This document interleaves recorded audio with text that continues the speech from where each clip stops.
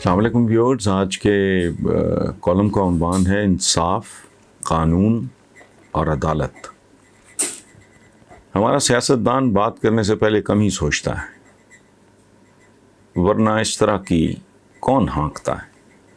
مولانا فضل الرحمان نسبتاً بہتر اور میچور آدمی ہیں، لیکن کچھ عرصے سے ان کی باتوں اور بیانوں میں بھی بے تکا پن اور کھوکھلا پن بتدریج بڑھتا جا رہا ہے۔ مثلاً تازہ ترین یہ بیان تو بچپنے کی انتہا ہے کہ عمران خان نے امریکہ کو اڈے نہ دینے کا فیصلہ ہمارے دباؤ پہ کیا۔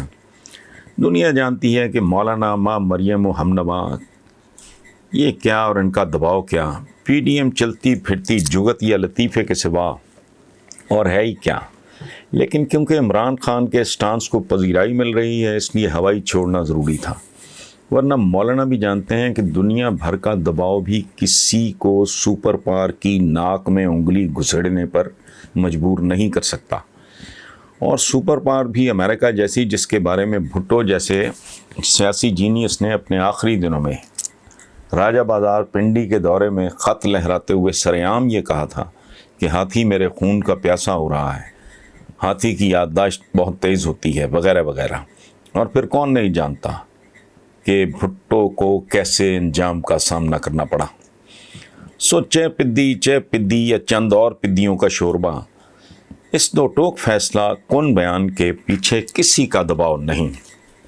خود عمران خان اور اس کا مزاج ہے کہ وہ بہت سے کام انجام کی پرواہ کیے بغیر کر گزرنے کا عادی ہے، ورنہ زرداریوں اور شریفوں کی مکمل سیاسی اجاراداری کی موجودگی میں پی ٹی آئی لانچ کر کے 22 سال اس کے لیے ڈٹ کے کھڑا رہنا معمولی بات نہیں ہے۔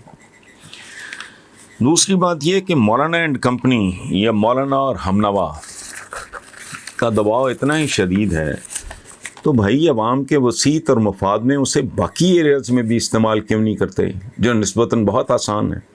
سو مولانا پلیز مٹھ رکھیں اور آؤٹ آف دا وے جا کے اپنی بھد نہ اڑوائیں، اور اگر آپ کا کوئی ماڑا موٹا بھرم رہ گیا ہے تو اسے باقی رہنے دیں، آگے مولانا کی مرضی۔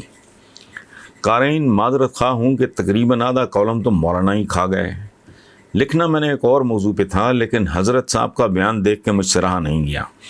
میرا اصل موضوع تھا انصاف اور قانون۔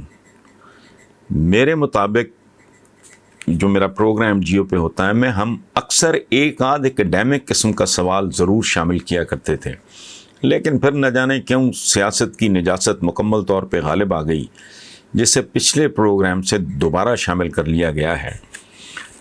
ہماری میزبان مریم ظفر نے پچھلی بار پوچھا کہ انسانی معاشرہ میں انصاف اور قانون کا کیا مقام اور کردار ہے، تو جواب عرض ہے کہ ہم جیسے معاشروں کے لیے یہ کلیدی سوال ہے، کیونکہ جانوروں اور انسانوں کی دنیا میں بنیادی فرق ہی انصاف اور قانون کا ہونا یا نہ ہونا ہے۔ جہاں انصاف، قانون اور عدالت نہیں، وہ انسانی معاشرہ ہو ہی نہیں سکتا۔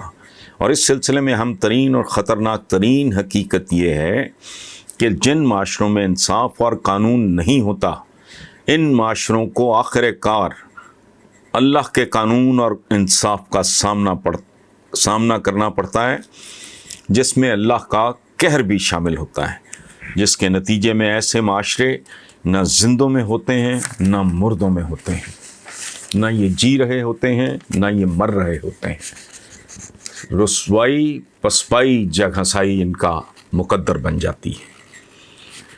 دوسری طرف ہر وہ انسانی معاشرہ بدنام اور ناکام قرار پاتا ہے جہاں طاقتور کو پروٹیکٹ اور کمزور کو پنش کیا جاتا ہو، خواہ یہ درندگی مہنگے وکیل کی صورت میں ہی موجود کیوں نہ ہو۔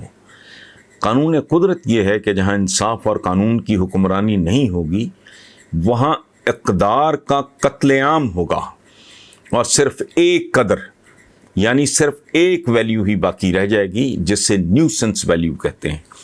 ایسے بد نصیب معاشروں میں قانون پاس ہی اس لیے ہوتے ہیں کہ انہیں بائی پاس کیا جا سکے، اور اس کا لائسنس صرف طاقتوروں کے پاس ہوتا ہے۔ لیکن یہ بھی یاد رکھنا چاہیے کہ انسانی قانون اور انصاف کی ایک حد ہوتی ہے، کیونکہ دنیا کا کوئی قانون بھی کسی احمق کو حماقت، بونگے کو بونگی، کمینے کو کمینگی، حاسد کو حسد بے حیا کو بے حیائی، بے وفا کو بے وفائی، غیبت کرنے والے کو غیبت وغیرہ وغیرہ سے نہیں روک سکتا۔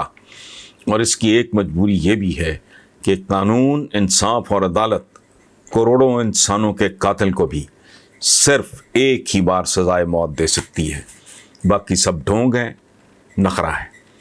اور اب آخر پہ ایک ہلکی پھلکی سی بات کہ لاز میں اہم ترین اور خطرناک ترین ان لاز ہوتے ہیں، اور ان لاز سے عام طور پہ الماس بابی ٹائپ مخلوق ہی بچ سکتا ہے یا بچ سکتی ہے۔ حکومتی پالیسیز سے اختلاف تو اپنی حکومتوں کے ساتھ تھرو آؤٹ، یہ پیپلز پارٹی، نون لیگ، یہی ہماری مین سٹریم پارٹیز ہوتی تھیں۔ میں ان کے خلاف اتنا کچھ میں نے لکھا ہے تو اس کا مطلب تھا میں پاکستان کے خلاف لکھ رہا ہوں۔ اگر مجھے انتہا پسندی پسند نہیں ہے تو مجھے معاف کر دیں، میری عقل میں نقص ہوگا۔ بھارت کے لیے تو سوائے جہاں انسان بستے ہوں، مجھے تو آج تک وہ تجربہ نہیں بھولتا۔ میں متھرا گیا تھا حاضری دینے، on my way to Agra, Delhi to Agra. میں تو بچوں کو جس حالت میں وہاں دیکھا میں تو آج تک نہیں بھولا۔ تو اللہ آپ لوگوں کو اپنی امان میں رکھے، آپ کا رزق کشادہ ہو، تعلیم عام ہو، صورتحال بہتر ہو سوسائٹی کی۔ تو یہ پتہ نہیں آپ نے کیسے یہ تاثر یہ لیا ہے کہ میں بھارت کے خلاف سوچتا ہوں۔ بالکل نہیں۔ کسی حکومت کی کسی پالیسی یا پالیسیز سے اختلاف کا مطلب بھارت کا مطلب میرے نزدیک تو سرکار نہیں ہے، بھارت کے عوام ہیں۔ عوام مظلوم، ہم جیسے ملکوں کے عوام مظلوم ہوتے ہیں، محروم ہوتے ہیں۔ ان کے خلاف سوچنا تو میرا خیال ہے کوئی بہت ہی انسان کی سطح سے گرا ہوا کوئی آدمی ہوگا۔ اور جہاں تک تعلق ہے کہ اگر آپ کبھی ہندوستانی ہونے کا سوچا ہے تو بھائی میرے دادا کی قبر ہے یہاں یا میرے والد کی، اس سے پہلے میری تمام نسلوں کی قبریں جو ملیا میٹ ہو چکی ہوں گی، ان پہ پلازاز بن چکے ہوں گے، ہاؤسنگ سوسائٹیز بن چکی ہوں گی، لیکن زیر زمین تو کہیں ہوں گے۔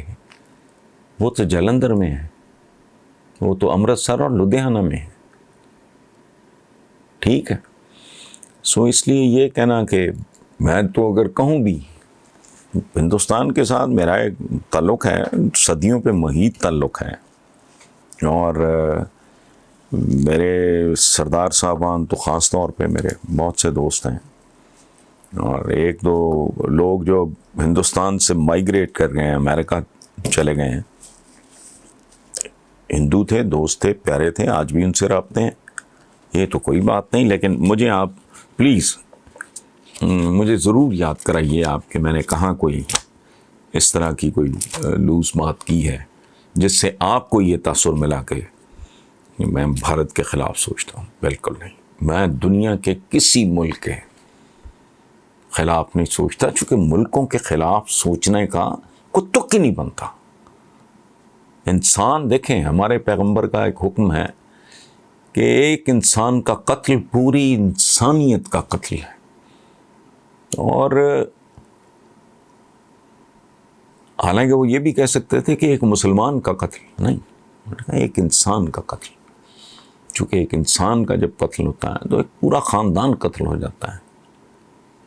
اور قتل کی کئی صورتیں، بے شمار محروم ملکوں میں، غریب ملکوں میں بے شمار زندہ لاشیں پھر رہی ہوتی ہیں،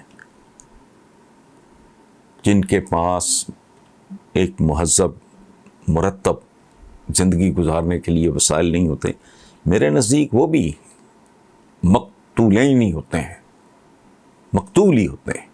فرق کتنا ہے کہ ابھی وہ فزیکلی زندہ ہوتے ہیں، لیکن جو ماں باپ اپنے بچے کو کھلونا نہیں لے کے دے سکتے، یا اس کو اسکول نہیں بھجوا سکتے، اس کو اچھا لباس نہیں دے سکتے، اچھی خوراک نہیں دے سکتے، وہ زندہ تو نہیں ہوتے۔ وہ پتہ نہیں دن میں کتنی بار جیتے اور مرتے ہیں، سوال ہی نہیں پیدا ہوتا۔ لیکن پلیز ایک مہربانی مجھ پہ کریں کہ مجھے ضرور بھیجیں کوئی ایسا کلپ، کوئی ایسا حوالہ جس سے کوئی دشمنی کی بو آتی ہے، نہیں.